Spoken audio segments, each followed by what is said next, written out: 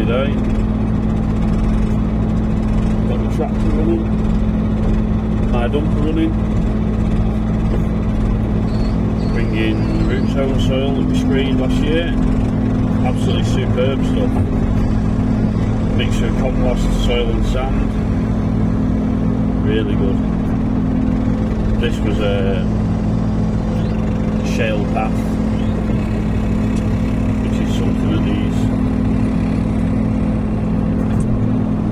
links courses are all looking to get rid of. Because if I'll spin round, show you, we dug out the shale, filled back up there. You can see we're filled back up with sand to within about 6 inches from the top, so it'll drain. And we got down to virgin sand. It'll drain nicely, and then we're putting this still free draining material but rich compost soil sand mix on top. The lads, you won't be able to see from there, but they are chasing me up with the seeding. They are right behind me with the seeding and raking, so I need to make sure this is where it wants to be on the first pass, because I ain't gonna have the time to go over it again. They are pushing me along, which is good progress. Today is Wednesday. I've got transport booked Saturday morning, so this job needs to be finished tomorrow, and then on Friday they have had a toilet block here delivered that has been delivered and put on one of their trailers, and that needs taken out onto the course and lifting into position with the digger. So I'm going to go and pick some chains up tomorrow night, bring them on Friday, and we should lift that in on Friday, lift it into place for them. Lovely day. This is a good example of the screening that we do. We screened all this material last year, and now it's coming to fruition for them, where this would have cost roughly £100. Every time the dumper or the trailer comes over, they're bringing £100 worth of material. If you're buying it in, roughly 3 tons. So on a job like this, you can soon make some big savings. It would, well, it's easily paid.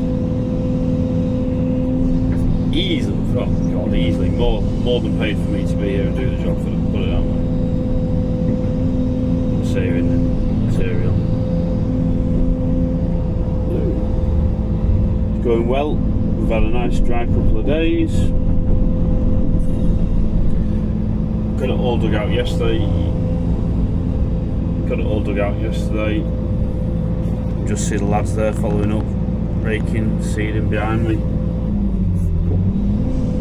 Got it dug out yesterday and carted away, and we have filled it up, most of it with sand this morning, and we've been putting the root zone in this afternoon. There's just one spot up behind me, the way I'm facing now is behind me anyway, where there's a bit of a concrete slab that needs about 6 inches trimming off the edge of it so we can get past with the digger, and so it won't be sticking into the path and have an odd edge where the path is narrower for 3 or 4 metres. So that's going to be trimmed off in line with the edge of the new grass path. A lot neater. There's like a little halfway hut where you can have a little sit down and a drink. This is the 9th hole, so they're halfway around at this point. Yeah, the job's going well. Enjoying it. After the pond job, it was so wet, sloppy. it wasn't overly enjoyable for that reason only. The job wasn't a bad job. Sunroof isn't working. There we are. The dumper's back with another load. Got a driver on that today. I've not met him before, but seems alright. Steady away. No issues. The timing's just nice, to be honest, where the loads are just coming in after each other nicely.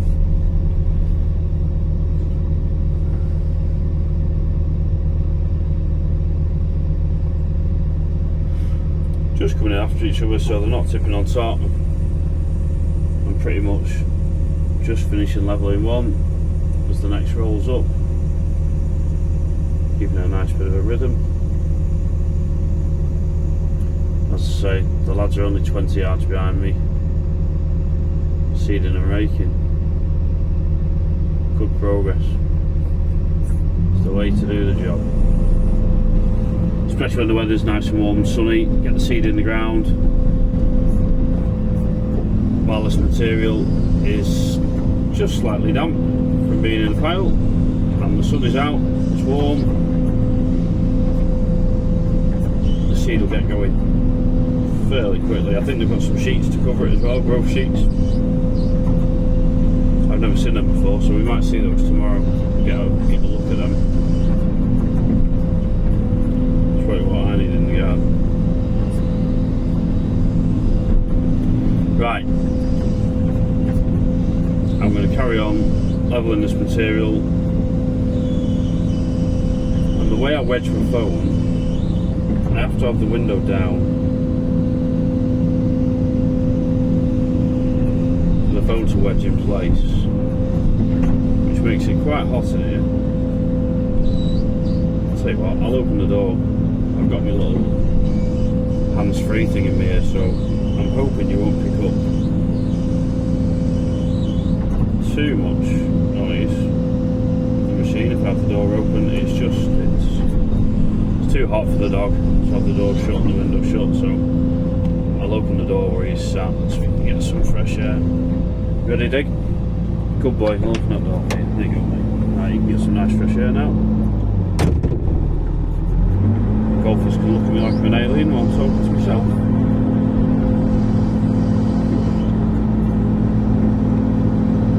Yeah. A bit wild there. Oh, maybe not.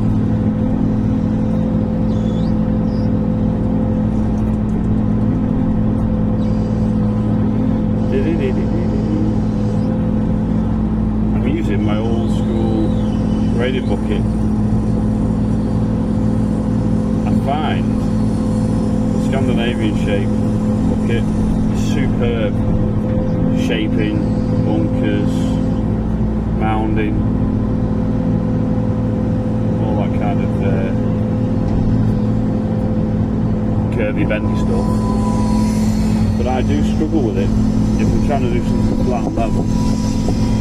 I don't know if it's the shape or the fact that it's quite deep, I don't know what it is.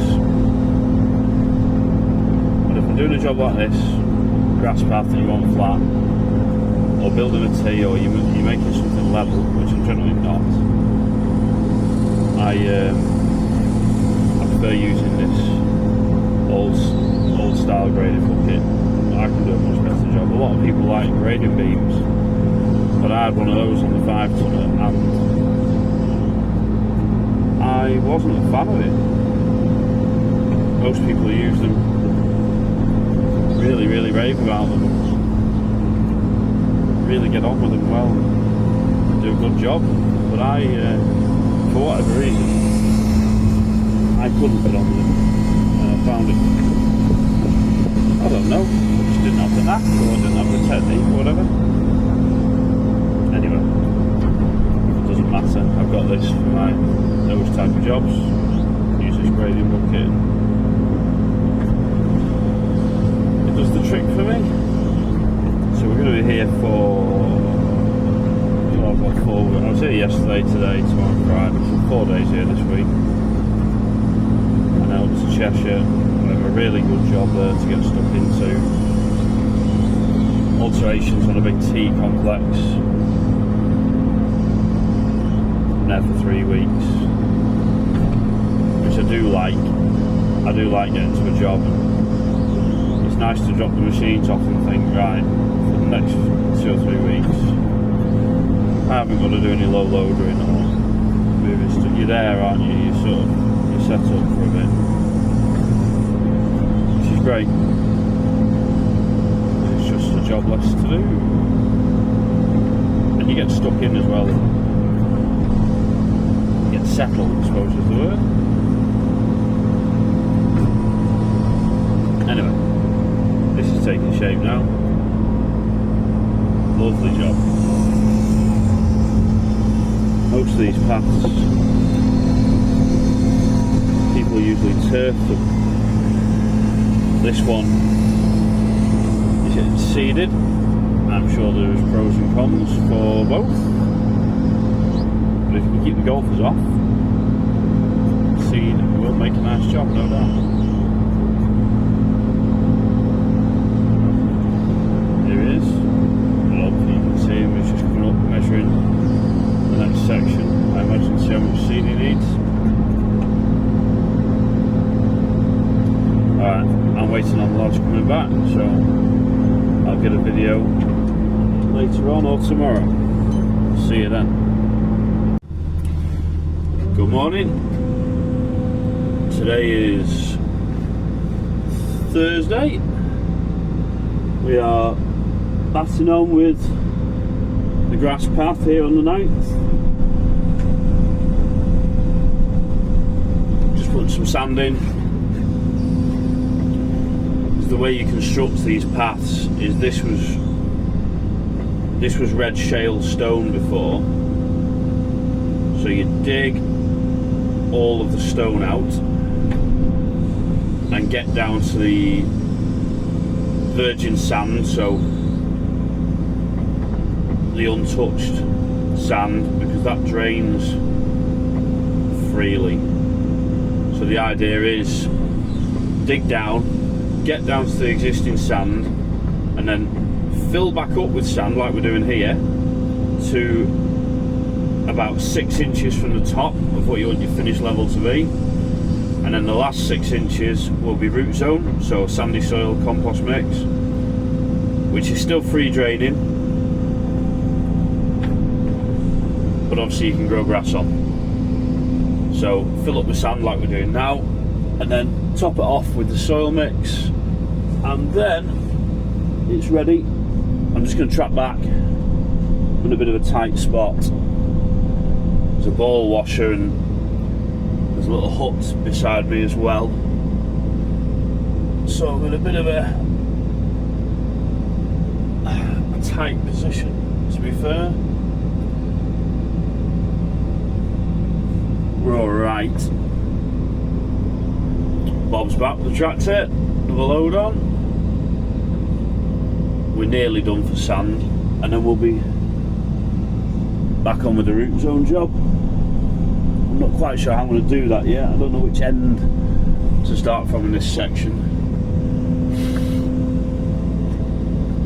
If I work from the other end, they're going to have to reverse over everything.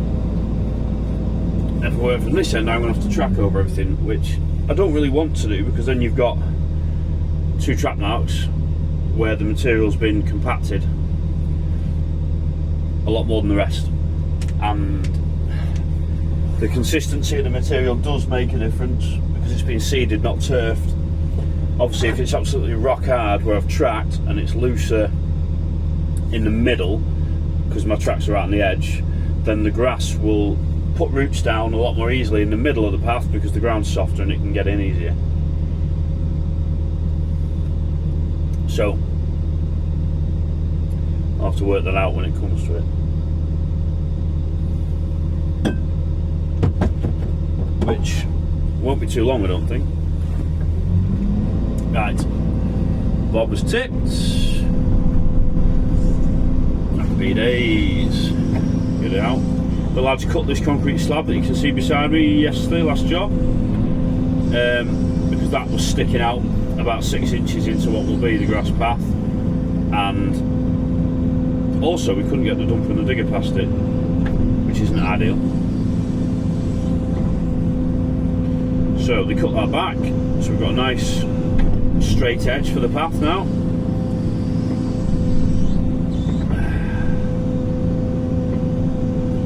Straight edge to the path. I can get past rather than having to track round as I was doing previously to finish the end of the path. I can just work right through, which is much better.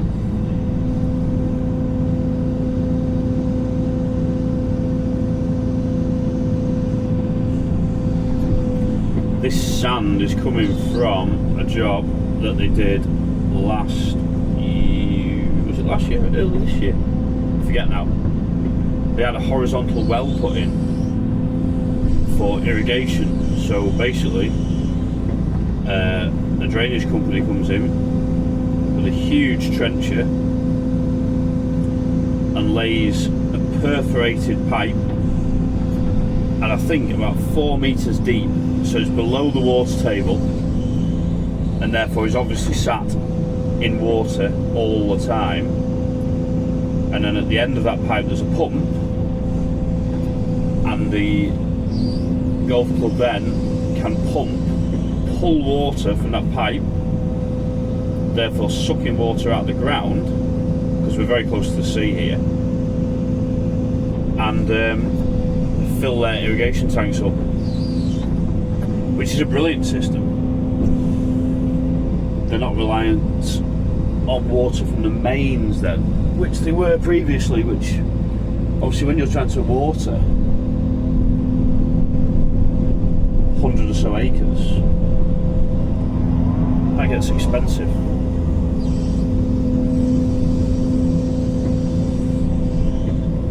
Very expensive, very fast. So expensive job to do, but it'll be there. I think around the coastline here they've had them in some places for about 20 years. So you know, they're a long-term investment, don't give a lot of trouble. And just let me speak to Bob. I'll be back in a bit. We're back, we're sorted now. They're gonna tip this last load of sand for me, and then they'll be away to get some more root zone. And we are well on track. It is tight here. See that blue ball washer there? I was dancing around that yesterday. Dancing. Oh man, tight. Tight. Right.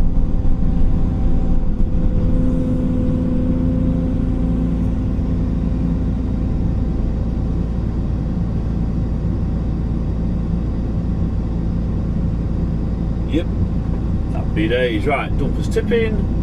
This should be enough in terms of sand. Go on, mate.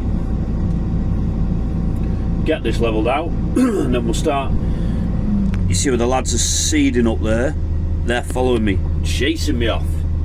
So we're going to get this sand in, get up there, get a load of root zone tipped, and then we will continue rolling the path out. They can carry on seeding behind me, and by the end of the day, I mean, we're actually batting along and making bloody good progress, which is good. Everyone's happy then.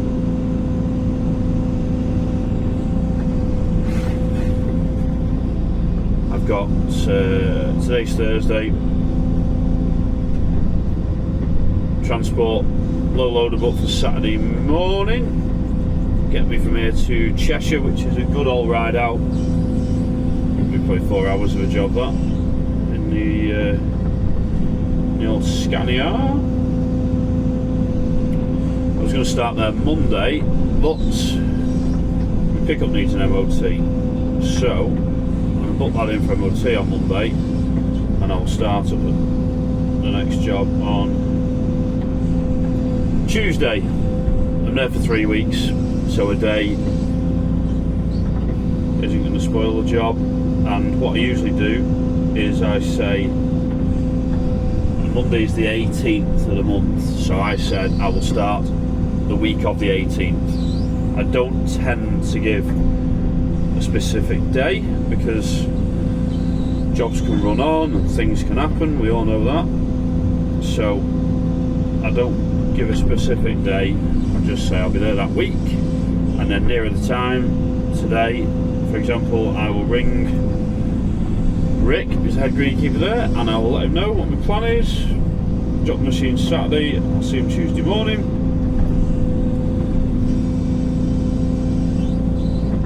And he knows then, and that's, you know, I try my very, very best to keep organised, stick to a bit of a schedule as much as I can, because obviously these lads have got jobs to organise and staff to organise, so they need to know what I'm doing, so they can do that.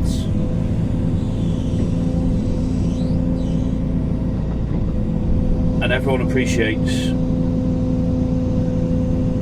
being kept in the loop. When I first started working for myself, a good piece of advice that my dad gave me was turn up when you say you're going to turn up. Do what you say you're going to do when you're going to do it. And there's not a great deal more that people want, just someone reliable. And I've always stuck with that. And if something comes up and you know, oh, I'm not going to make it, I'm going to be late getting to that job by a day or a week or whatever, as soon as you know that, get in touch with that customer and let them know. They will understand. Things happen, and they will probably be absolutely fine, because they'll think, good, he's let me know, I'm not stood around waiting on someone who's not coming. And that goes a long way, because there is nothing worse than being left waiting and not being told and kept in the loop with what's going on. Nobody likes that. I don't like it if I'm having a job done for me. They don't like it having a job done for them. Very simple. And it costs you absolutely nothing to keep in touch and let people know what's going on. Absolutely nothing. And I've had it before where I think it's the worst thing in the world, and I rung a guy up and told him, you know, unfortunately the job I'm on has not gone to plan. I'm running a week behind schedule. And I thought, ooh, this is going to be an awkward conversation, because he won't be very happy about that, but I need to let him know. Do you know what his answer was? Well, that's good. We've had a few issues as well. I was hoping you weren't coming next week. So what I thought was going to be a problem actually suited him down to the ground, and he was more than happy. But he didn't want to let me down. He didn't want to cancel me if I was on schedule, because they're right with me as much as I'm right with them. But really, it wouldn't have suited him if I'd have rolled up when we'd said. So there you go. Sometimes what you think should be a problem really isn't. So just let people know what the crack is. You're going to be late, tell them. If there's a problem, tell them. Don't leave them guessing. Never leave people guessing like that. If something happens on the day, that can't be helped. Ring them up. I broke down, I've had a puncture, whatever it is, just let them know. Just let them know. That's all you need to do. And that communication goes a long, long way. I've always said, and I'm a firm believer, that if you turn up when you say you're going to turn up, and you do what you say you're going to do, and you're good to get on with, and you don't lie, and people can trust you. If you're an 8 out of 10 at what you do, and a man who's a 10 out of 10 is a bit unreliable and awkward and difficult to get along with, and etc, etc. The chances are that the 8 out of 10 man, who's easy to get along with and does a good job and is reliable and never lets people down, that man will get the work. That man will get the work. I've seen it. It happens all the time. So, you know, bear that in mind. It doesn't matter if someone's a bit better than you. While you're learning and getting going, of course there's going to be someone better. There's someone better than me. There's someone better than everybody. But what you can control is how reliable you are and how you deal with people. And that, like I say, goes a long, long way. It's the same with us, isn't it? Say you needed some work doing on your house and a guy came to see you who was meant to be the best in the business at building extensions. If you didn't like the fella and he was late turning up and messed you about even just to look at the job, blah de blah de blah, and you didn't like his attitude or whatever it may be, but then someone else who's starting out does a good job obviously, but it's just starting out and maybe it's going to take a bit longer for him to do it, but you get the feeling that, well, he answers the phone every time I ring him. He turned up to have a look at the job on time, and if I've got any questions he gets back to me. That is generally a sign that that man will do a good job. And as I say, if he's an 8 out of 10 compared to a 10 out of 10, I personally think that communication, reliability more than equals out anything else, because people are pulling their hair out when people don't turn up, aren't they? It's not nice, and you feel undervalued. You feel like they don't value your time and that they're more important, and that is never ever a good impression to give to a customer. Anyway, rabbiting on now. Get on with what we're doing. So back up to this end now. See the lads there. I wouldn't say they're waiting on me because I haven't got any roots onto level, but as soon as I've come through this section, they will be seeded. There's no doubt about that. So they give it a rake. They was down with the seeder, the green machine that he's got there. Down with the seeder, get the seed on, rake it in just to give it a bit of cover, water it, and then, I don't know if you can see, you probably can't yet, but the black sheets over the top, they keep the warmth in, keep the birds off, keep the wind off a bit, and they're a bit like, it's almost like putting a greenhouse over the seeds. It'll make them grow like stink basically. Alright, I'll get a bit more video when my route arrives. And we'll get some footage of that going down. It's a nice day now. It was raining this morning, but looks like it's going to be decent. Alright, catch you later on. Alright, we're back. Route zone is going down. The lads are taking the mickey out of me. They are right behind me, seeding and sheeting up. And when I say right behind me, they have just gone to do another job for 5 minutes, because if they carried on seeding, they'd be putting seeds on my tracks. So I'm just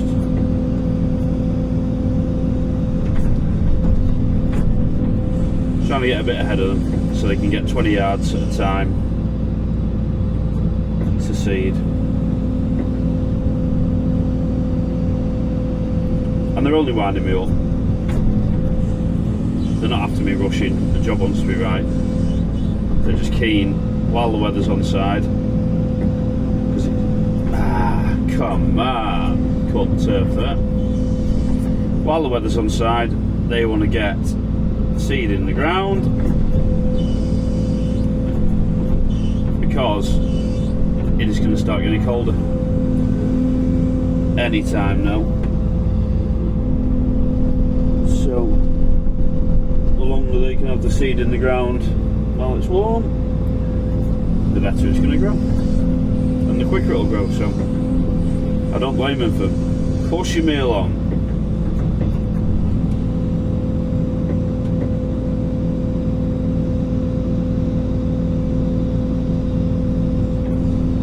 Yeah, it's lovely material this. You really can leave a nice flat finish for them. And it's so sandy, they're just going to come along. Dead easy to rake, level. Nice stuff.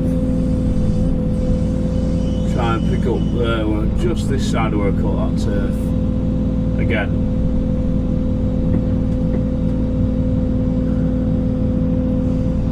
We don't want to catch the turf if we can help it. And I don't need to rush, so there's no excuse. Don't catch the turf, Chris. I want to leave it clean so they can see the edge, like that there, but not rip it. So, gently and steady, that's all you can do. Bob's keen, he's pulling up in the tractor now, he's got his little Ford. Living the dream. It's his baby apparently, that tractor. Oh, coming up to this bloody ball washer again. Oh well. Let's get Bob tipped. Get him tipped. Get him tipped.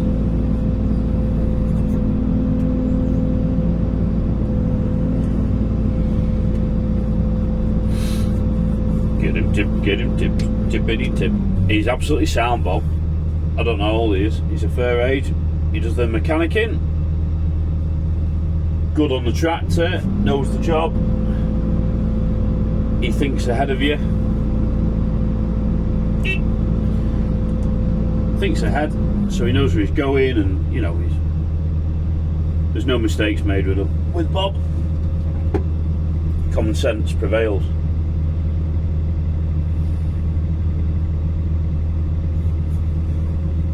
He's old school.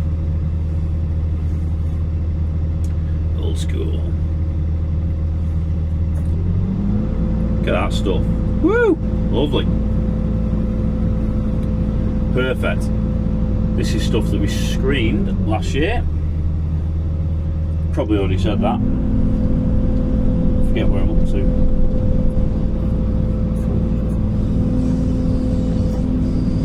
Anyway, yeah, we screened this last year.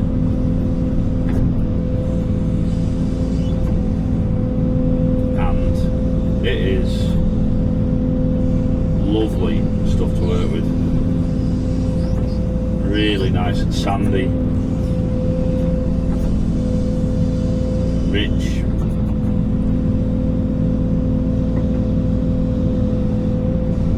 It will grow like stink. Which is obviously what we're after.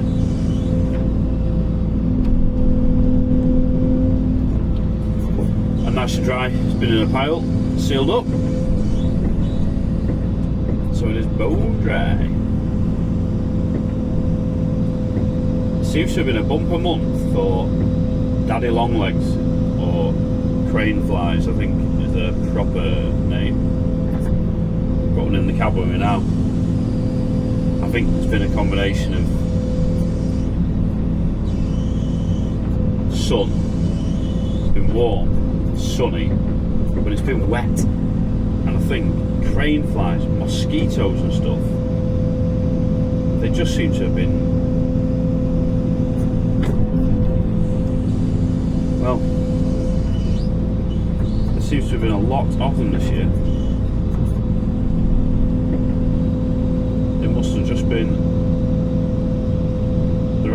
conditions for them to thrive.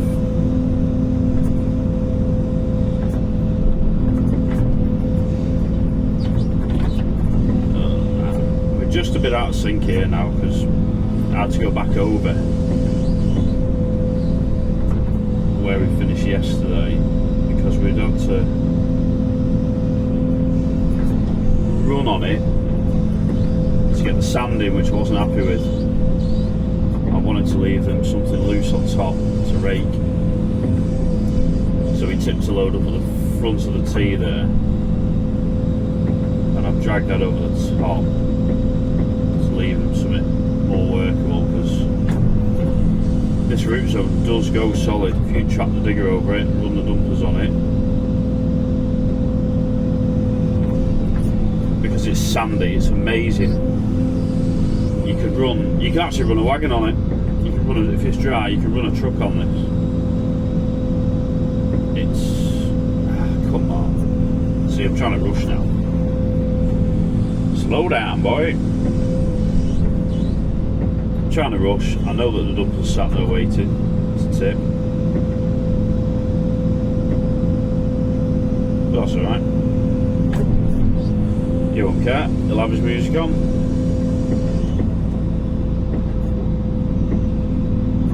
They're like quick behind me with the seed and the sheets. I've not even been able to take any good photos. Good job I got some while we're putting the sand in it, or some pictures of it. But we're not going to get any of it all root zoned up looking nice because they are on it. Fast.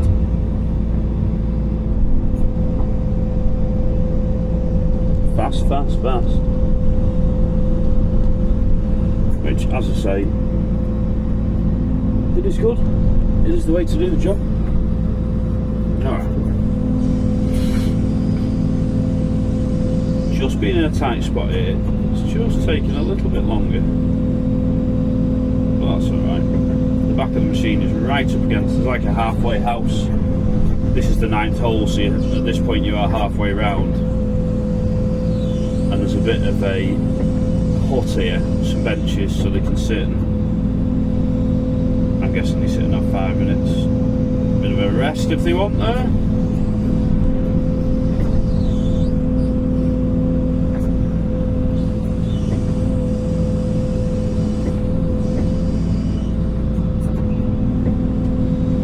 So the back end of the machine is very close to that. And then the front of the machine, I've got this washer, the blue ball washer there, just coming into the picture there.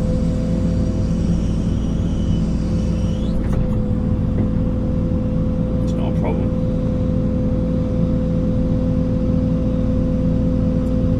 As you stay focused, know your parameters.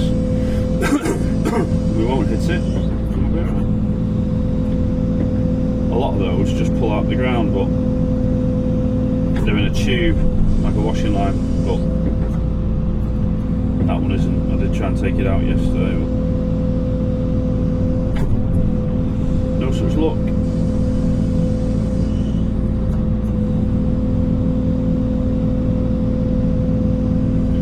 I'm going too fast here. The next job we're doing after this is got a toilet block to lift into place that they've had delivered, and it's on one of their trailers currently, and that needs taken out onto the course and lifted into position by me with the machine. So when we're done today, I actually need to go and pick up some long lifting straps and chains from a mate of mine, the lad who does the low loadering for me. He's got some chains that I can borrow, some long straps, slings, whatever you want to call them. Slings, I suppose is the word. And we're going to bring them tomorrow and we'll roll that out and get it put in place. Hope well. We will. one way or another, we will. It'll be happening. So that's something a little bit different. Hoorah. Right. I'm going to carry on levelling this material, as I'm just getting into about the tightest spot now, and I don't want to snarl myself up.